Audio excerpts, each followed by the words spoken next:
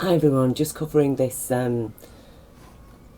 news, which we've been aware of it for years and years and years. It's been getting worse every year.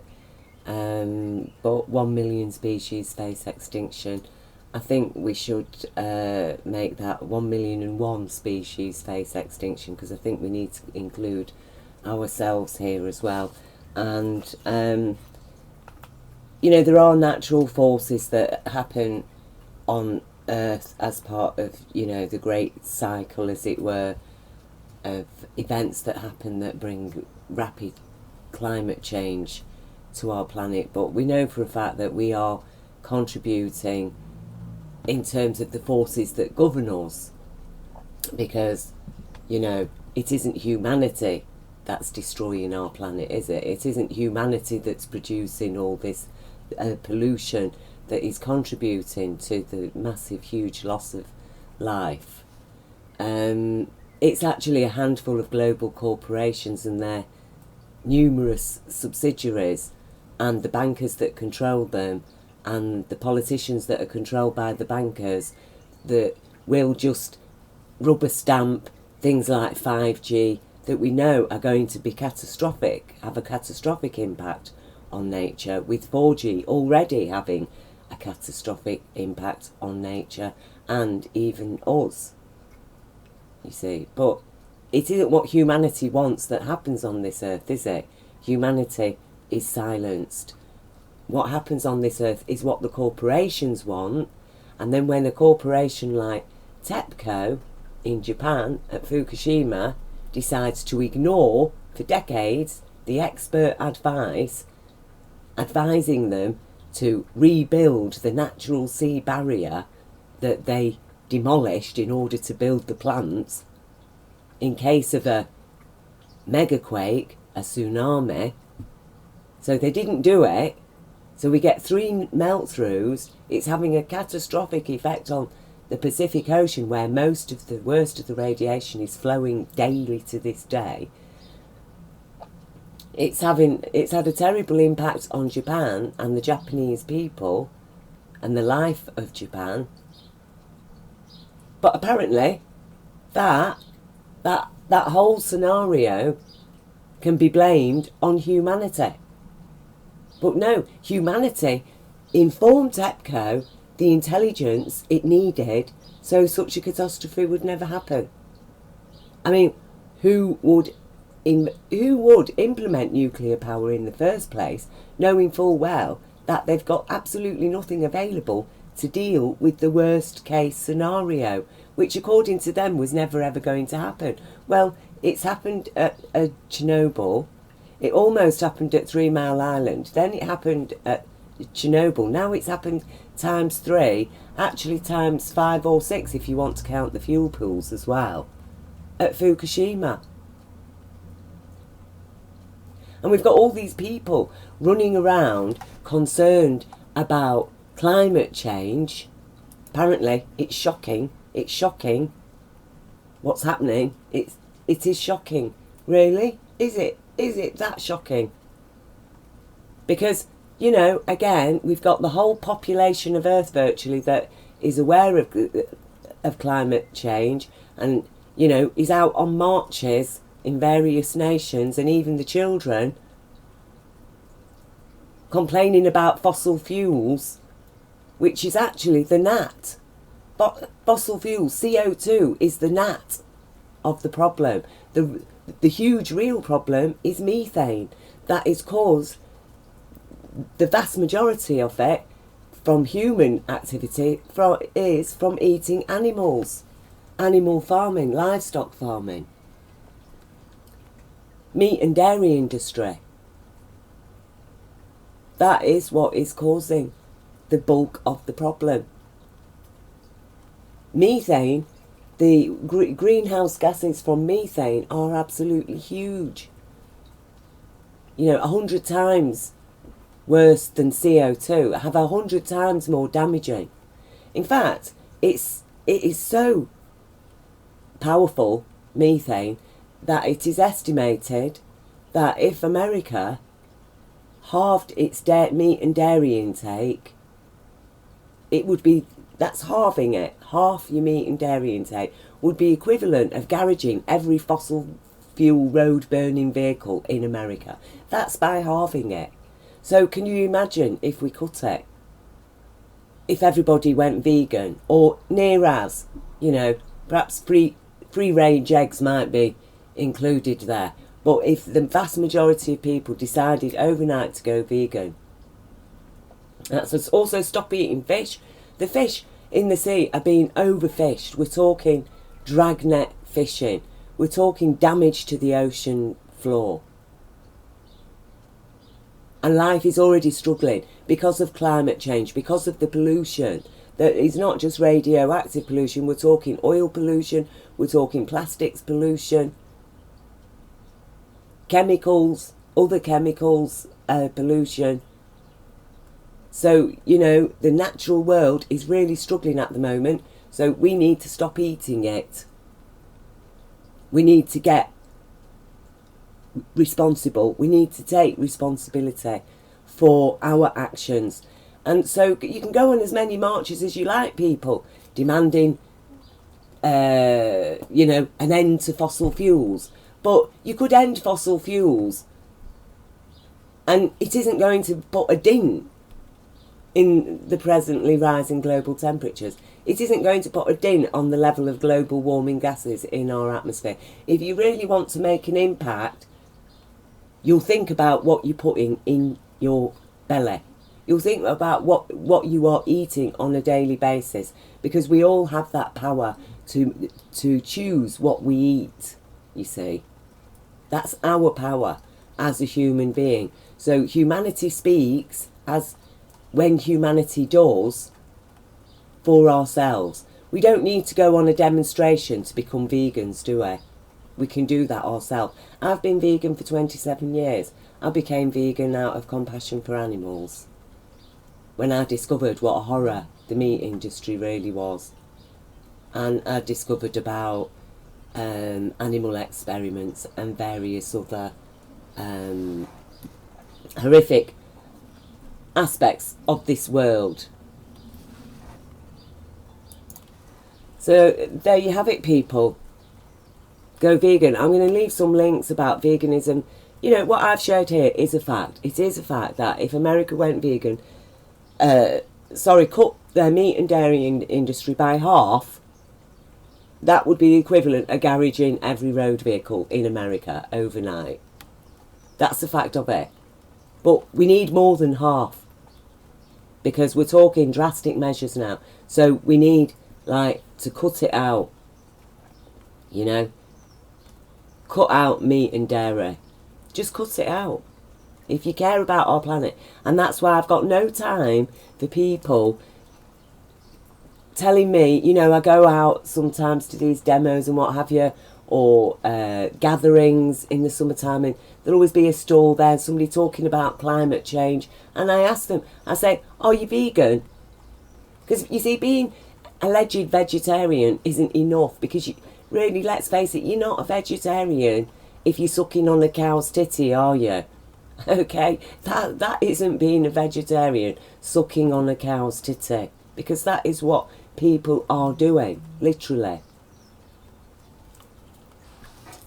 So,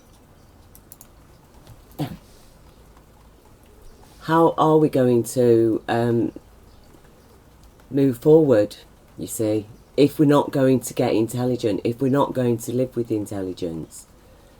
Now, when I became vegan 27 years ago, I didn't know there was such a word as veganism. And people told me that I would die. Okay. What? You're not eating dairy. You're not eating meat and cheese, milk and cheese as well. It was unheard of, you know. I mean, obviously there were vegans at that time, but it was just something so marginalised, so obscure, you know. I found out I was vegan off other people, off other vegans actually. And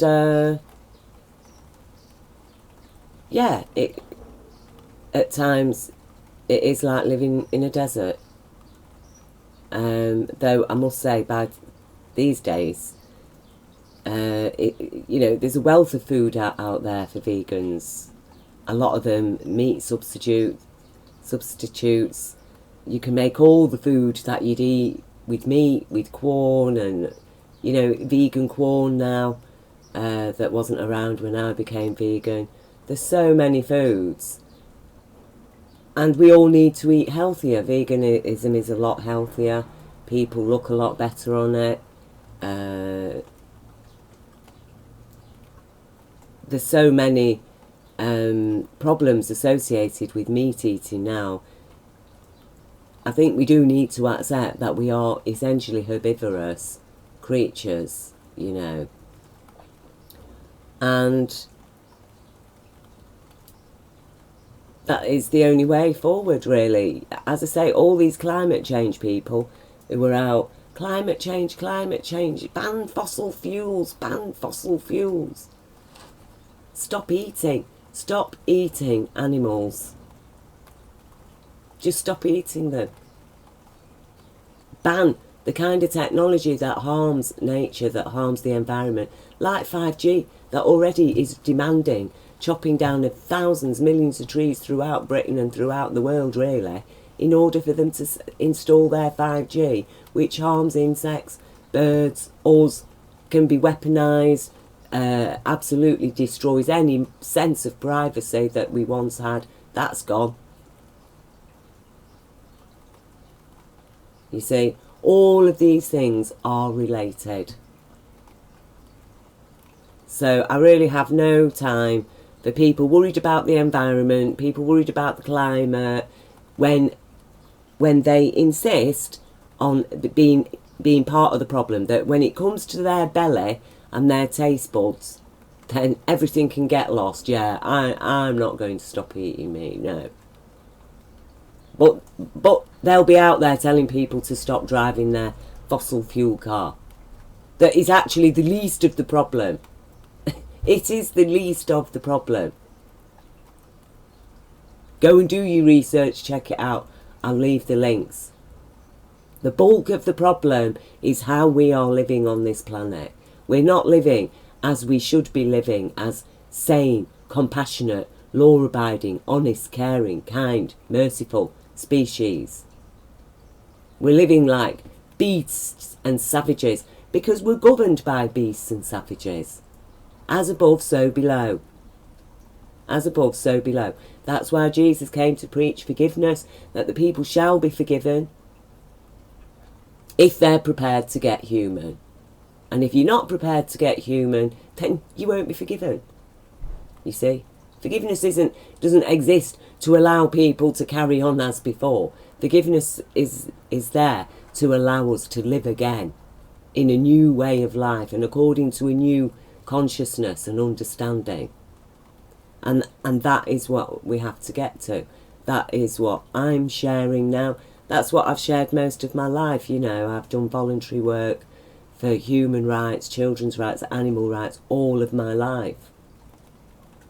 I spent years of my life touring Britain doing animal rights stalls. Never earned any money out of it for myself. Never took a penny beyond the odd vegan pasty for my lunch. Okay? But informing the public about veganism, about the animal experiments, about what we're doing, about the industry, the livestock industry.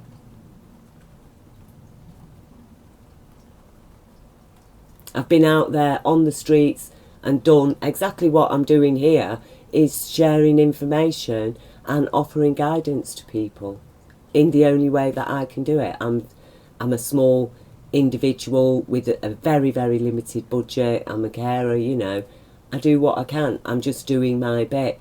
Everybody needs to do their bit. I've done 27 years of veganism as my bit as well. And I've been thoroughly ridiculed, punished, judged, crazy, even had my son turned against me at one point. Convinced that his mum had gone mad, you know, because I had a spiritual experience and because I'd become vegan. All signs that I'm mad, you see. But no, signs of madness is the way we are living on this planet today. Signs of madness is that our way of life is destroying the other species, is causing extinction to other species. That is the exact opposite of why we are here. Okay? And everybody needs to understand that. That is the exact opposite. We are here to care for, to nurture, cherish life, to be a kindness, a mercy, a saviour to life. And we're just not living up to the reasons why we're created, and therefore we're a life force gone rogue. We might as well be a cancer, because that's what a cancer is.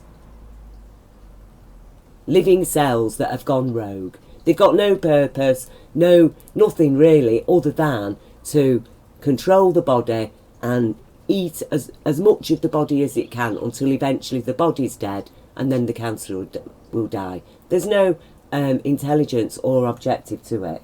Cancer is merciless. It has no compassion. It just eats and eats and eats and eats till there's nothing left. And that is exactly what these corporations are doing to our planet. That's what they're doing to our brain. They've infested our brain with their products. And yeah, it is depressing sometimes when you go out and, oh, actually there's nothing for you to eat because everything's been contaminated with meat and dairy. Well, create the kind of world where everything isn't contaminated with meat and dairy. Stop eating meat and dairy. Stop doing it. Like I say, do not come to me talking to me about climate change, talking to me about fossil fuels, okay? Because we need those fossil fuels. You can't stop them overnight. We're going to have to transition. But you can stop overnight what you put in your belly, you see? Because it's unreasonable to suddenly say, oh, sorry, you all immediately stop driving your cars when people need those cars now, and it's going to take time. But what you can do yourself is stop eating meat and dairy. You can do that, you see. But you're expecting people to make massive big changes in their lives. Like they're not going to be able to get to work. They're not going to be able to use electricity. They're not going to be able to do this and that and that and that. You're expecting them to do these massive changes, but you're not prepared yourself to do an instant change that actually has an impact 100 times more powerful on our climate than any amount of giving up fossil fuels will achieve.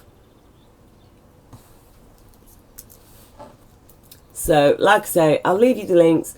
Make your own minds up, people. But I tell you, I've got no respect for anybody that's concerned about the climate and our environment and our planet who still is eating meat and dairy.